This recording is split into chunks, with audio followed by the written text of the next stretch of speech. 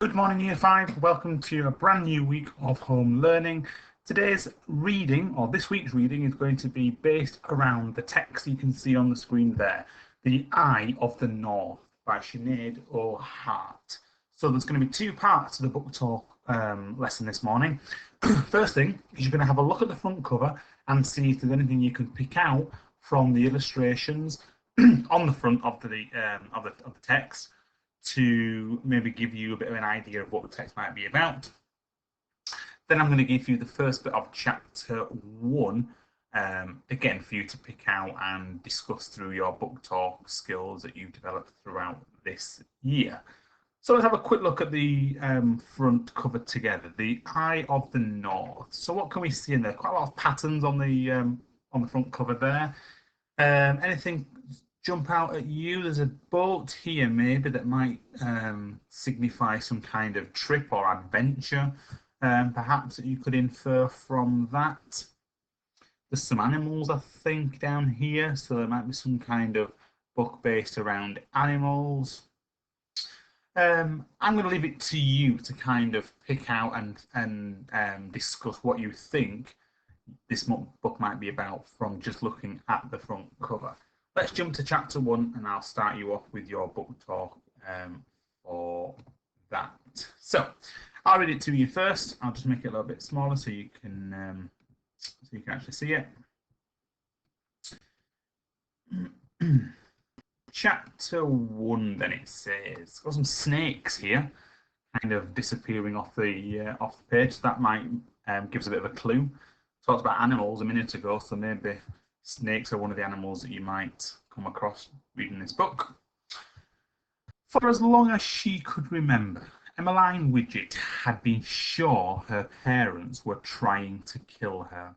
Why else, she reasoned, would they choose to live in a creaky old house where, if she wasn't dodging random bits of collapsing masonry or avoiding the trick steps on the stairs, she had to be constantly on guard for booby-trapped floorboards or doors that like to boom closed entirely by themselves.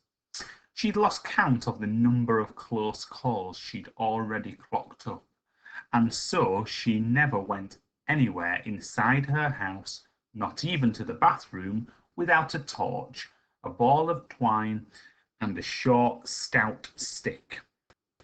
The latter to defend herself against whatever might come slithering up the drain. She started her fight for survival early. As a baby, she learned to walk mostly by avoiding the tentacles, tusks, and whip-like tongues of the various, and I'm going to leave it there. I'm not going to give you too much more. We might learn a little bit more later in the week if I look at a bit more of chapter 1, but we're going to leave it there today just for our book talk. Lots to discuss, lots to kind of pick out there. So I'll start us off with the first few, and then I'm going to leave it to you to discuss your feelings, your thoughts, your wonders. You might want to record some questions. You know what we're doing now with this. You know we're very good at developing or of identifying our book talk skills on the page now. So hopefully this will give you lots to discuss in this morning's lesson. So I've discussed already at the beginning. I've put on here, so this might give us a clue.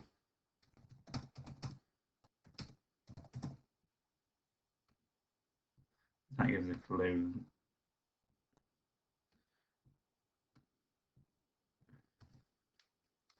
About some of the animals in this book. For as long as she could remember, Emmeline Widgett had been sure her parents were trying to kill her. So this is something that's been rumbling on for some time, for as long as she could remember. It's quite strange behaviour. So you might want to question, why would her parents want to harm her? Does it tell us that she's maybe not very well liked by her parents? Does it tell us that she's maybe done something for her parents to not like her. Perhaps it's a bit strange, isn't it? You'd think your parents would always love you. Would they be trying to kill her? Why would they want to harm her? Quite an interesting question. Why else, she reasoned, would they choose to live in a creaky old house where, if she wasn't dodging random bits of collapsing masonry or avoiding the trick steps on the stairs, she'd be constantly on guard for booby-trapped floorboards or doors that like to boom close entirely by themselves. So this is quite a good description here of the house, isn't it? So from this, I might infer that the house is in need of repair. You might want to question, why do people want to live in a house in such a state, might you? Surely if it's that bad a place, why is it that they want to, why are people living in a house? Why are people living in a house which is in such bad condition?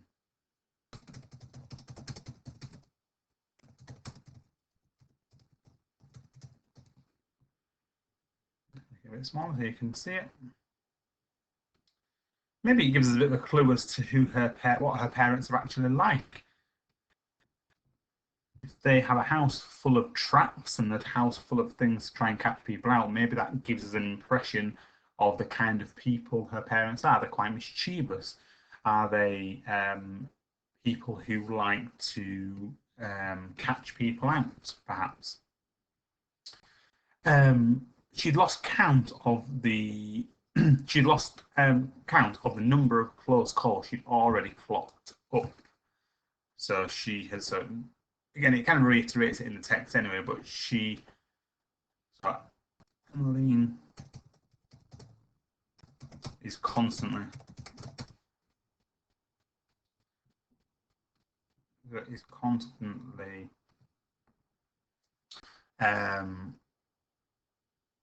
trying to keep herself safe.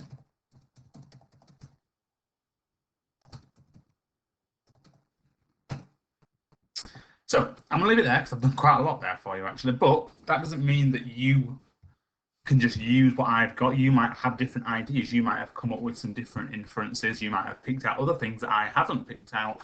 You might think that the first sentence, for example, means something different. You might question something different in that first sentence that I didn't question. So I'm going to leave it for you to do now for today's lesson. Trying to put a mixture of questions, a mixture of observations in there, and really try and get to the bottom of what the message is behind the text. It's only quite a short text this morning, so you can kind of pick out more information from each sentence if you can, as you haven't got loads and loads of text to get through. Don't forget though to start off with the front cover, so see if you can try and infer anything from the front cover. You might, if you look closely, pick out other things that I didn't spot again, so try and come up with some inferences from the front cover and then have a go at chapter 1. I'll see you tomorrow for the vocabulary session. Have a great day.